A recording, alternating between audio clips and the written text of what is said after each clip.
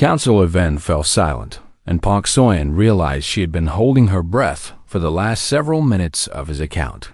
The weight of what she had just learned pressed down on her like a physical force, and she struggled to process the implications of a galaxy-spanning secret that had been kept for 8 decades. The Confederation voted to erase all records 6 months after the campaign ended. Ven continued after a moment. The decision was not unanimous, but it was decisive, and humanity actually requested it. Soyen found her voice. Why would humanity want to hide what they did? And surely they would want the galaxy to know their strength. That is what I thought at first, Ven admitted. But Admiral Beak explained the reasoning during the closed session, where the decision was made, and her logic was compelling. He leaned back in his chair, and his old scales rustled with the movement. The Vethrak were not merely a military threat, and they were an ideological threat as well, and their philosophy of absolute dominance had begun to spread to other species before the war even ended. What do you mean? Soyen asked. Several younger civilizations had started to adopt Vethrak, ideas about hierarchy and conquest, and they saw the Vethrak success against 14 species as proof that their philosophy was correct, and they began to believe that strength was the only thing that mattered. Ven's expression grew troubled. Admiral Beak understood that if the Vethrak became martyrs, their ideology would survive even if their species did not, and future generations might view them as tragic victims rather than genocidal conquerors, and the cycle would eventually repeat. So the erasure was designed to prevent that. Soyen said slowly, exactly, and by removing all evidence of the Vethrak, the Confederation ensured that their philosophy could not be romanticized or revived. And no one can worship a species that never existed, and no one can adopt the ideas of a civilization that left no records behind. Soyen considered this for a long moment. But what about humanity, and what did the erasure mean for them? Ven reached into his robes and withdrew a small crystal storage device. Admiral Beak recorded a testimony shortly before her death 30 years ago. He said, "She intended it to be released when the records were unsealed, and I believe you should see it." He inserted the crystal into a port, and a holographic image flickered to life. Admiral Beak Jiwan appeared as she had looked in her final years, with white hair and a face lined by age, but eyes that still held the same steel Soyen had read about in the historical accounts. "My name is Beak Jiwan." The recording began. "And I am responsible for the extermination of the Vethrak species, and I am making this testimony so that future generations will understand why we did what we did and what it cost us." She paused and seemed to gather her thoughts. Humanity made a choice when we learned about the Vethrak, and we chose to be the line that they could not cross, and we chose to become something terrible so that the galaxy would never have to face them again. Her expression hardened. "I do not apologize for that choice, and I would make it again, and every human who served in that campaign would make it again, because the alternative was to allow the Vethrak to continue their pattern of conquest and extinction." She leaned forward slightly. "But I want you to understand what it meant to make that choice, and I want you to understand the weight that every human who survived carries with them. We did not enjoy what we did, and we did not celebrate when the Vethrak homeworld burned, and we did not feel triumphant when we hunted down the last survivors, and we felt the weight of every life we took, and we will feel it until we die. That is what separates us from the Vethrak, and they destroyed without remorse, and they conquered without conscience, and they viewed other species as obstacles to be removed, rather than beings with inherent worth. We destroyed them because we had to, and we remember them because we must, and we carry the guilt because that is the price of being the species that stops monsters." She sat back. "I asked the Confederation to erase the Vethrak from history for 2 reasons, and the first I have already explained, and the second is more personal. I did not want humanity to be known only as the species that committed genocide, and I did not want our children to grow up in the shadow of what we did, and I did not want the Vethrak to define us forever. We are more than the war, and we are more than the extinction, and we are a species capable of great compassion and creativity and love. And I wanted future generations to have the chance to show those qualities without constantly being reminded of our capacity for destruction. But I also knew that the truth would eventually emerge, and I knew that one day the galaxy would learn what we did, and I wanted this testimony to exist so that when that day comes you will understand. She looked directly into the recording device. Humanity is capable of both tremendous love and absolute ruthlessness, and we are capable of building and destroying and nurturing and exterminating. And which of those capabilities we express depends on what the situation demands. The Vethrak demanded our ruthlessness, and they demanded our capacity for total war. And they demanded that we become something we did not want to be, and we became it because no one else could. When you judge us, remember that, and when you fear us, remember that as well, and know that we will never use these capabilities against anyone who does not first threaten everything we love. The recording ended, and Ven withdrew the crystal. Soin sat in silence for several minutes before speaking. "Why did you show me this?" she finally asked. "Because the century is almost over," Ven replied. "In 20 years, the records will be unsealed, and the galaxy will learn what humanity did, and someone needs to prepare for that moment." He placed the crystal in her hands. "You are an archivist, and your purpose is to preserve and present truth, and I am giving you the responsibility of preparing the historical record, so that when the unsealing occurs, the galaxy will have context for what they learn. That is an enormous responsibility." Soin said. "It is," Ven agreed. "But you sought the truth, and now you have it, and truth demands action." He rose slowly from his chair. "One more thing before I go, and this is something you should know." "What is that?" "No species has challenged human space since the Vethrak campaign ended," Ven said. "Not once in 80 years, and not even the most aggressive civilizations have tested human borders, because they fear human weapons." Soin suggested. Ven shook his head.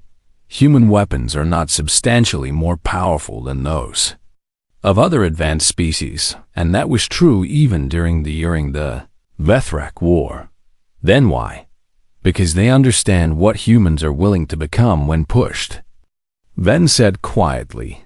"They understand that humans do not fight to survive, but fight to end threats permanently, and they understand that challenging humanity means risking the same fate as the Vethrak." He moved toward the door. "The Vethrak were erased from all records, but their absence speaks louder than any monument, and every species in the galaxy knows that something happened, and every species has heard rumors, and every species has decided independently that they do not want to learn the truth firsthand." He paused at the threshold. "That is humanity's true legacy, and it is not the destruction of one species, but the protection of all the others. And when you write your history, make sure that truth is clear." He left, and Soin sat alone with the crystal in her hands and the weight of galactic history on her shoulders. She thought about the Vethrak and their 14 victims, and about Admiral Beak and her terrible choices, and about the price humanity had paid to become the galaxy's protector. Then she began to write. The truth would emerge in 20 years, and the galaxy would learn what humanity had done and what they had become, and when that day came, they would need to understand that the species who erased the Vethrak did so not out of cruelty or conquest, but out of love for everyone else, and that made all the difference. The war lasted 11 months, and it was unlike anything the galaxy had ever witnessed. Commander Shindo-hin led Eclipse Division into Vethrak space on the 17th day of the campaign, and his orders were simple and brutal, and he executed them without hesitation. Target acquired. Lieutenant Bay reported from her station, Vethrak Communication Relay Station, bearing 047, and it appears to be a primary hub for this entire sector. Do-hyun studied the tactical display and noted the defensive platforms surrounding the station and the patrol ships moving through the area. "How many enemy vessels?" he asked. 14 combat ships and approximately 30 support craft, and the station itself has significant weapons capability. "And our projected losses if we attack directly?" Lieutenant Bay hesitated. 40 to 50% of our strike force. "Commander," Do-hyun nodded, as if this information was merely an interesting detail rather than a prediction of catastrophic casualties. "Begin the attack."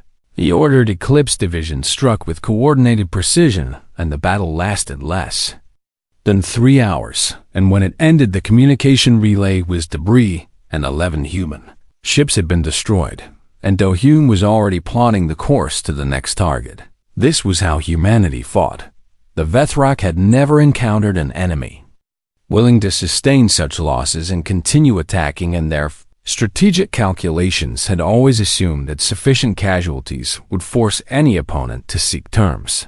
They were wrong. Admiral Beak coordinated the overall campaign from her flagship, and she watched the casualty reports arrive with an expression that never wavered. And she approved operation after operation, knowing full well the cost. In the 3rd month, the human fleet targeted the first cloning facility.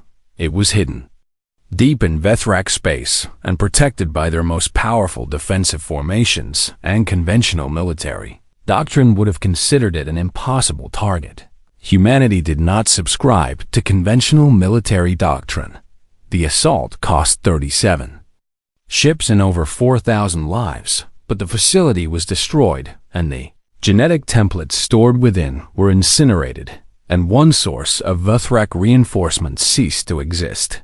In the 5th month, Eclipse Division discovered the location of the primary genetic archive where the Vethrak stored samples from every species.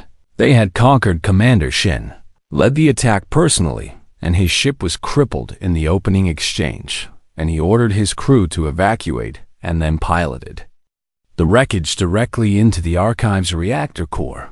The explosion could be seen from 3 light years away. Shin survived somehow, and rescue teams pulled him from an escape pod that had launched seconds before impact, and he was back in command of a new ship within a week. "Why?" a Confederation observer asked him during his brief recovery. "Why do you fight this way, and why do your people accept these losses without protest?" Shin considered the question for a long moment. "Because someone has to," he finally said. "Because 14 species died, because no one was willing to pay the price required to stop the Vethrak.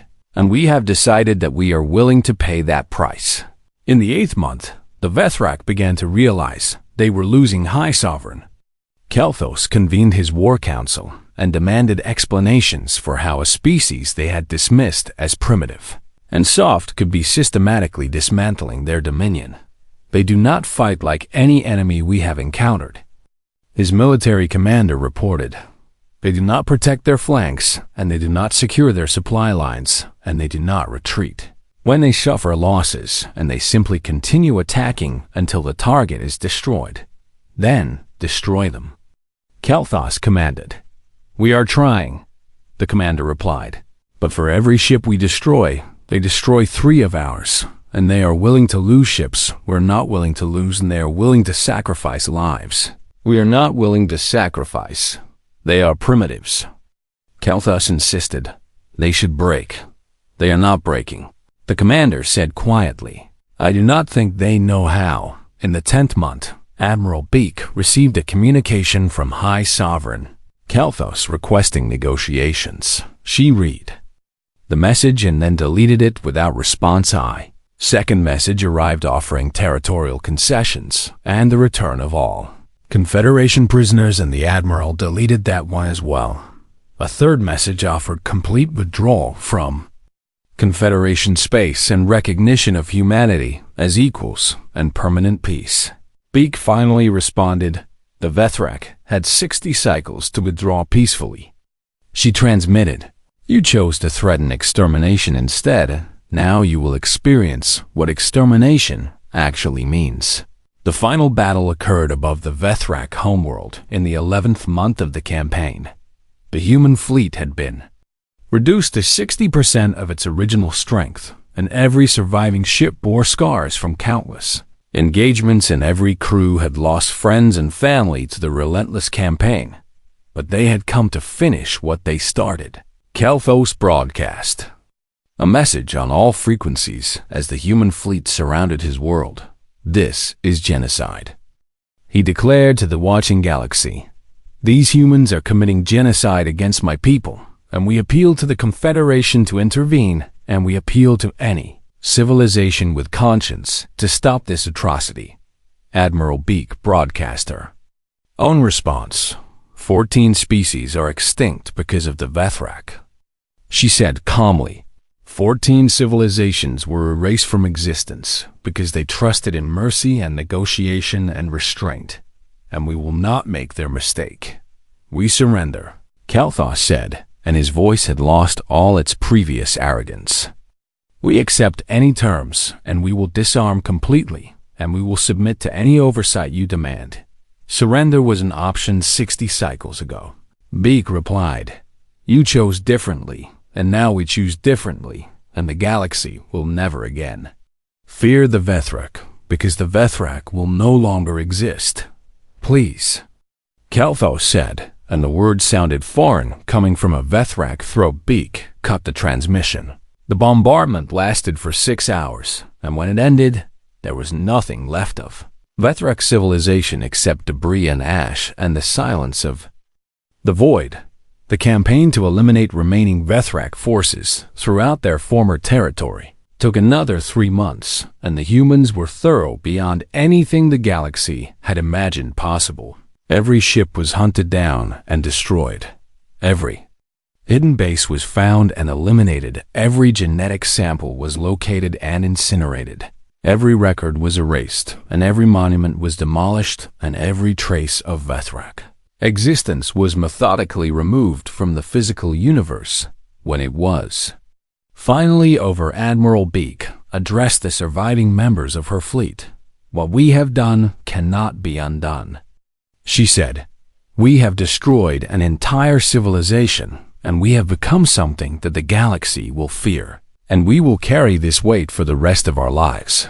She paused, and her expression showed the exhaustion of someone who had made terrible choices for the right reasons, but the 14 species who died before us would have done the same if they had possessed our resolve and our willingness to pay any price.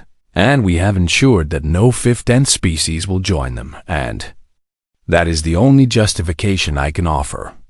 The fleet returned home to a confederation that looked at humanity with new eyes. They had always known humans were capable of great things. They had not known humans were capable of this.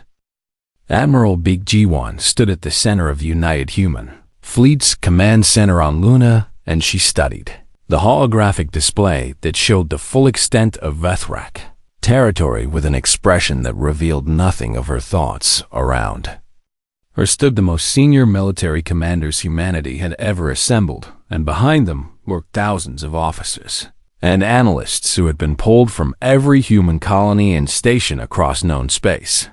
60 cycles, she said quietly. That is what they gave us, and that is approximately 93 Earth Standard Days. General Park Minho of the Colonial Defense Forces leaned forward. "Admiral, our current fleet strength is significant, but our projections suggest the Vethrak possess at least 10 times our numbers, and their technology is demonstrably superior, and I'm not certain what strategy could overcome those disadvantages." Jiwan turned to face her assembled commanders. "You are thinking like someone who wants to survive this war," she said.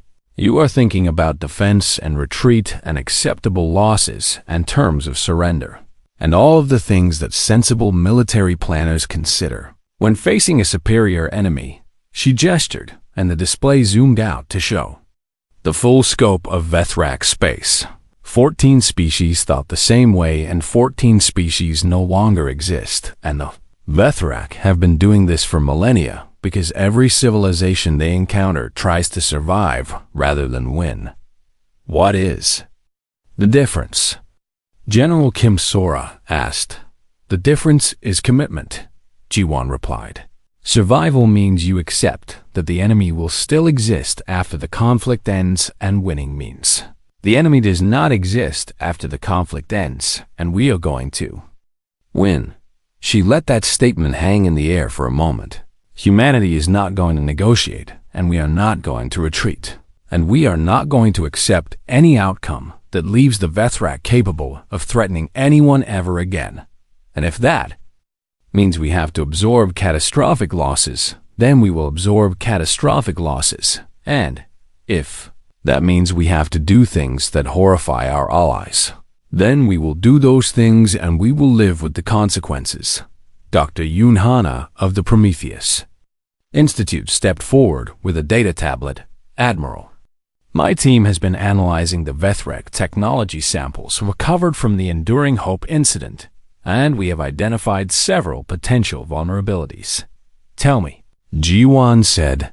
The Vethrak rely heavily on centralized command and control systems.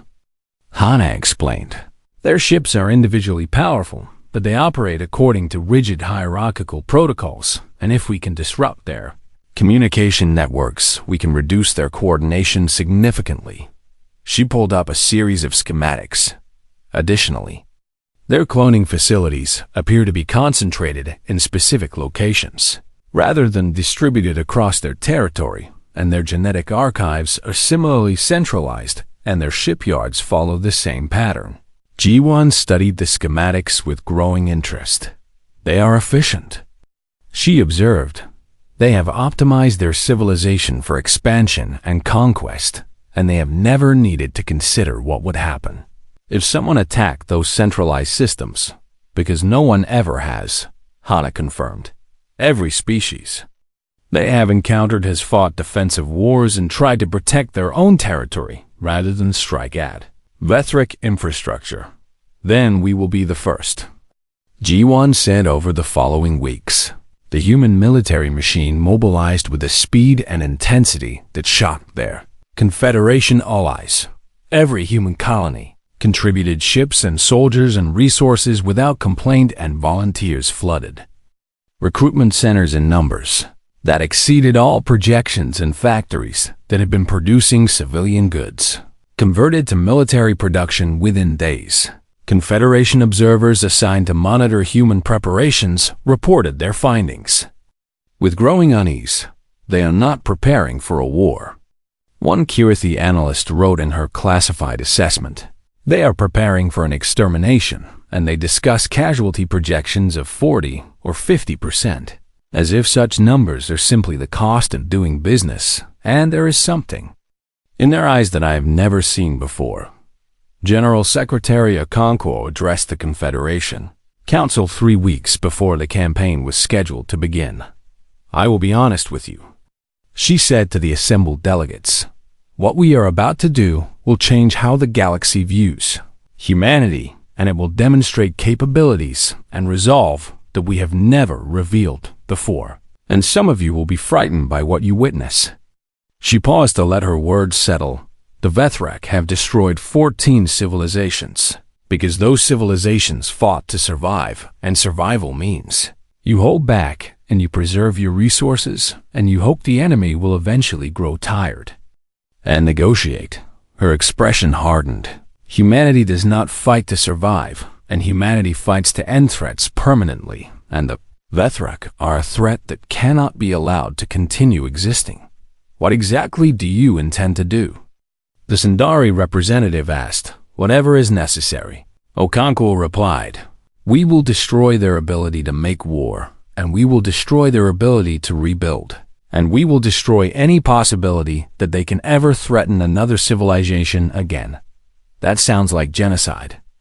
Another delegate said quietly, it sounds like victory. Okonkwo replied without flinching. It sounds like a galaxy where the strong no longer prey upon the weak, because someone was finally willing to stop them, and if humanity must bear the moral weight of that action, then we will bear it. She looked around the chamber. I ask you only this, and I ask you to remember why we are doing this when the reports begin to arrive, and I ask you to remember the 14 species who no longer exist, and I ask you to remember that the Vethrak were given every opportunity to choose a different path. The Council voted to reaffirm humanity's autonomous authority, and the countdown to the campaign continued. Admiral Beak gathered her senior commanders for a final briefing on the eve of departure. We will not be fighting a conventional war, she told them. We will be fighting a war of annihilation, and our objective is not to defeat the Vethrak military, but to ensure that no Vethrak military can ever exist again. She outlined the strategy in stark terms. First wave would target communication relays and command infrastructure to blind the enemy and disrupt their coordination. Second wave would destroy cloning facilities and genetic archives to prevent the Vethrak from replacing their losses. Third wave would eliminate shipyards and manufacturing centers to destroy their ability to rebuild. Final wave would finish whatever remained. Some of you will not return. Jiwan said, many of your subordinates will not return, and this will be the most costly campaign in human history, and I will not pretend otherwise. She straightened to her full height, but your children and your grandchildren will live in a galaxy where the Vethrak do not exist, and they will never have to fear the species that destroyed 14 civilizations, and that is worth any price. The fleet launched the next morning, and the ships stretched across the void in numbers that humanity had never assembled before, and they carried with them the determination of a species that had decided to become something terrible in order to protect everything they loved. The Vethrak had conquered 14 civilizations. They had never encountered anything like what was coming for them. Council of Ven's eyes grew distant as he began to recall events from 8 decades past, and his voice took on the quality of someone reciting memories that had been examined and re-examined countless times. The CSV Enduring Hope had been conducting a routine survey mission along the border between Confederation space and the vast unexplored regions beyond when they detected energy signatures unlike anything in their databases. Captain Cho Junyuk stood on the bridge of his vessel and watched as his sensor officer struggled to make sense of the readings. Captain, Lieutenant Kwan said with confusion evident in her voice, I am detecting 17 vessels at the edge of sensor range, and their power output exceeds anything I have ever recorded, and the smallest of them is larger than our largest battleship. Junyuk felt a mixture of excitement and caution as he considered the implications. First contact scenarios were rare and precious opportunities, but they also carried significant risks, and the sheer scale of what his sensors showed suggested a civilization of considerable advancement. Ambassador Relon, he said to the Thessi diplomat who had been assigned to his ship, please join me on the bridge and bring your translation equipment. Relon arrived within minutes, and her feathered crest rose with anticipation as she reviewed the sensor data. This could be a historic moment. Captain, she said in her melodic voice, the Confederation has not encountered a new spacefaring species in over 40 years. Let us hope they are friendly. Junyuk replied. The unknown vessels changed course and began approaching the Enduring Hope at speeds that should have been impossible, and within an hour they had surrounded the human ship in a formation that left no avenue of escape. The communication came through on all frequencies simultaneously, and the voice that spoke needed no translation because it broadcast in every known Confederation language at once. You have entered the sovereign territory of the Vethrak Dominion, and you will submit to inspection and classification, and you will comply with all commands given by Dominion authorities, and failure to comply will result in immediate termination. Junyuk exchanged a glance with Ambassador Relon. This is Captain Cho Junyuk of the Confederation survey vessel Enduring Hope. He transmitted, we come in peace, and we were unaware that this region was claimed by any civilization, and we would be honored to establish diplomatic relations with your people. There was a pause that lasted several seconds. "You will power down all weapons and defensive systems, and you will prepare to receive a boarding party, and you will not resist in any way, Captain." Lieutenant Quan said quietly, "If we power down our shields, we will be completely vulnerable, and their weapons are targeting our reactor core." Jun-Yuk made the only decision he could make. The Vethrak boarding party consisted of 12 beings that stood nearly 3 meters tall and wore armor that seemed to shift and flow like liquid metal, and their faces were hidden behind visors that reflected the interior of the ship back and its crew. They moved through the enduring hope without speaking, and they scanned everything and everyone with devices that hummed with unfamiliar energy, and they showed no reaction to anything they observed. The leader of the party finally stopped in front of Captain Jun-Yuk and Ambassador Relin. "You are not the dominant species," it stated after examining Jun-Yuk. "You are soft and small, and your life signs indicate numerous biological weaknesses, and your vessel is primitive." It turned to Relin. "You are also not the dominant species, and you are weaker still, Ambassador." Relin drew herself up to her full height, and her crest flattened against her skull in the Thessi gesture of formal diplomacy. "We represent the Galactic Confederation," she said with practiced calm, "a union of over 40 species who have chosen to work together in peace and mutual benefit. And we extend greetings to the Vethrak Dominion, and we hope to establish friendly relations." The Vethrak leader made a sound that might have been laughter. "Friendly relations." It repeated, "The Dominion does not establish friendly relations, and the Dominion expands, and the Dominion consumes, and other species either serve the Dominion or they cease to exist."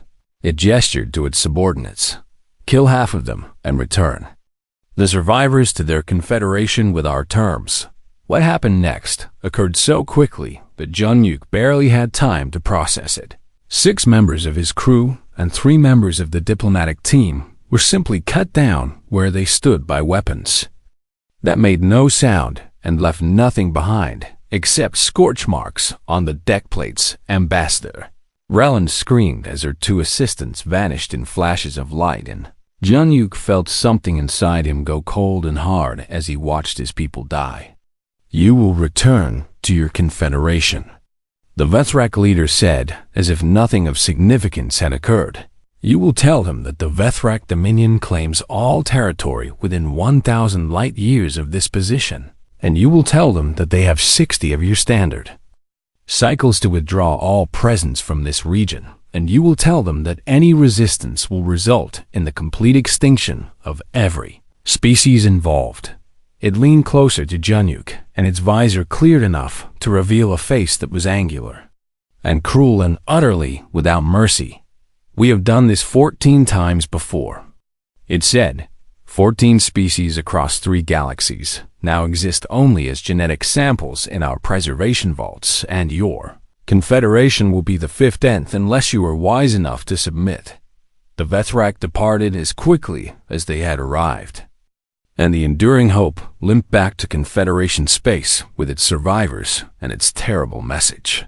The emergency session of the Confederation Council lasted for 3 days, and the debates grew increasingly desperate as the full scope of the threat became clear. Species after species proposed different strategies, ranging from immediate surrender to desperate last stands to attempts at negotiation, and none of them seemed adequate to the scale of what they faced. The Vethrak had destroyed 14 civilizations, and they had done so without apparent difficulty, and they had kept genetic samples as trophies, and they had no interest in anything other than absolute submission. "We cannot win this war," the Sundari representative said on the 3rd day. "Their technology is too advanced, and their numbers are too great, and their will is too strong, and we should negotiate the best terms we can." "They do not negotiate," Ambassador Relin replied. From her place at the council table, where she still wore bandages from minor wounds sustained during the attack, "I attempted every diplomatic protocol in our archives, and they responded by killing my assistants and 9 members of Captain Cho's crew. The human representative had been silent throughout most of the debate, but now she rose from her seat, and the chamber fell quiet. The Confederation has asked humanity for many things over the years since we joined, she said in a voice that carried clearly to every corner of the room. You have asked for our resources and our labor and our creativity and our willingness to explore dangerous regions of space, and we have given all of these things freely. She paused and looked around at the assembled delegates. Now I am asking something of the Confederation in return, and I am asking you to trust us, and I am asking you to give us the authority to handle this threat in our own way, and I am asking you not to question the methods we will use. What methods? The Kirathi representative asked, and then remembered how his younger self had felt a chill at the look in the human's eyes. Whatever methods are necessary, she replied. Whatever methods will ensure that the Vethrak never threaten anyone ever. Again, the vote was not unanimous, but it was decisive, and humanity was given autonomous military authority for the first time in Confederation history. No one understood what that would mean, not yet. Park Soin had spent 14 years working in the Galactic Archives on Peace Prime, and she had never encountered anything like this before. The anomaly had started as a minor curiosity during a routine audit of pre-contact records, but it had grown into something that kept her awake at night and made her question everything she thought she knew about galactic history. She sat alone in her private research chamber, surrounded by holographic displays that showed fragmented data and broken reference chains, and she traced her finger along a timeline that made no sense. Vethrak, she whispered to herself as she read the word for perhaps the 100th time. The name appeared in 847 separate documents across the archives, but every single primary source had vanished, and every detailed record had been purged with surgical precision that spoke of deliberate intent rather than accident or decay. Cross-references led to empty data clusters, and physical archives showed gaps where files should have existed, and even the backup systems on 3 different worlds contained the same suspicious absences. Soin had been trained to recognize data corruption and natural degradation and administrative errors, but this was none of those things. This was erasure. She pulled up a diplomatic treaty from 80 years ago and found a reference to the Vethrak conflict in a footnote, but the linked document returned only an error code and a message stating that the requested file did not exist in any connected database. A military commendation mentioned actions during the Vethrak campaign, but the campaign itself had no entry in any military history she could access. A scientific journal referenced Vethrak biological samples, but the species had no taxonomy record and no homeworld designation and no entry in the Confederation's comprehensive catalog of known life forms. It was as if an entire civilization had been not just defeated, but unmade from the historical record itself. Soin saved her findings to a private, encrypted drive and made her way through the winding corridors of the archives toward the administrative wing where Director Maylis kept her offices. The Zendari administrator was reviewing budget allocations when Soin entered, and her 4 eyes flickered with mild annoyance at the interruption. Archivist Park, Maylis said in her clicking voice. I assume this is important enough to justify arriving without an appointment. Swain placed a data tablet on the director's desk and watched carefully as Maylis began to review the contents. The change was immediate and unmistakable. Maylis went very still, and her secondary arms stopped their constant subtle movements, and her skin shifted from its usual blue-gray to a pale shade that Soyan had never seen before. Where did you find this? Maylis asked, and her voice had lost all its usual authority.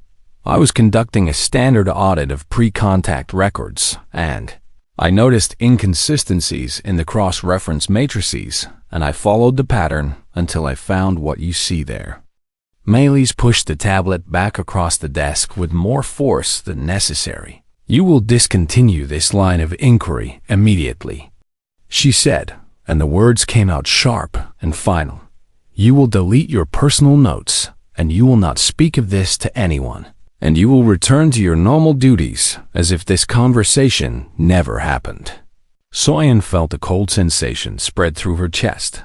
"Director, there is clearly something significant here, and as archivists, we have a duty to preserve and understand historical records, and I cannot simply ignore evidence of systematic data manipulation on this scale." "You can, and you will," Meili said. And she stood from her chair and loomed over Soyan with all the height her species could muster. "This is not a request, Archivist Park, and I am giving you a direct order as your superior, and as someone who has access to information you do not possess." "What information?" Soyan asked Meili's closer four eyes for a long moment, and when she opened them again, there was something in her expression that might have been fear or might have been grief. "Information that justifies everything you have discovered," she said quietly. "Information that explains why those records no longer exist and why they must never be reconstructed, and why you must forget you ever saw that name." She sat back down, and her secondary arms began their movements again, but they seemed agitated now rather than calm. "Go home, Archivist Park, and sleep, and come back tomorrow and do your job and live your life, and do not dig any deeper into this particular hole." Soyan left without another word, but she had no intention of following those orders. That evening she sat in her small apartment and stared at the city lights of Thesan Prime's capital and wondered if she was making a terrible mistake. Her communication console chimed with an incoming encrypted call from an unknown source, and she hesitated for only a moment before accepting. The face that appeared on her screen was old and weathered and belonged to a Kirathi male whose scales had faded to a dull gray. "With age, Archivist Park," he said, and his voice carried the weight of many decades. "My name is Ven, and I serve on the Confederation's Historical Preservation Committee, and I understand you have been asking questions that have made certain people very uncomfortable." Soyan felt her heart begin to pound. "How do you know about that?" "Director Meili reported your inquiry to the committee within minutes of your conversation," Ven said, and something like a smile crossed his alien features. "She was doing her duty, and I do not fault her for it, but I believe she was wrong to discourage your investigation." "You know what happened to the Vethrak?" Soyan said, and it was not a question. "I do not merely know what happened," Ven replied, and his eyes grew distant with memory. "I was there, and I witnessed it with my own eyes, and I have carried that knowledge for 80 years, and it has never grown lighter." He leaned closer to the screen, and his expression became serious. "The erasure was necessary, Archivist Park, and I stand by the decision that was made all those decades ago, but I have come to believe that the younger generations deserve to understand why and what humanity did, and what they became in order to protect us all." "Humanity," Soyan repeated, and she felt something cold settle in her stomach. "What do humans have to do with this?" Ven was quiet for a long moment. "Everything," he finally said. "Humans have everything to do with this, and what you have discovered is the greatest secret in Confederation history, and it is a secret that humanity asked us to keep on their behalf." He straightened in his chair and seemed to come to a decision. "I am old, and I will not live to see the century mark when the records are scheduled to be unsealed, and I believe someone should understand the truth before then and prepare for what that revelation will mean." "What truth?" Soyan asked. "The truth about the last species to ever challenge human space," Ven said, and his voice dropped to barely more than a whisper. "The Vethrak were not merely defeated, Archivist Park, and they were not conquered or subjugated or driven back to their borders." He paused, and Soyan found she was holding her breath. "They were unmade," Ven said. "Completely and utterly and permanently erased from existence and humanity did it. And they did it on purpose, and they did it to protect the rest of us. And what I am about to tell you will change how you see our human allies forever." Soyan reached for her recording equipment, and Ven began to speak, and the story he told was unlike anything she had ever imagined.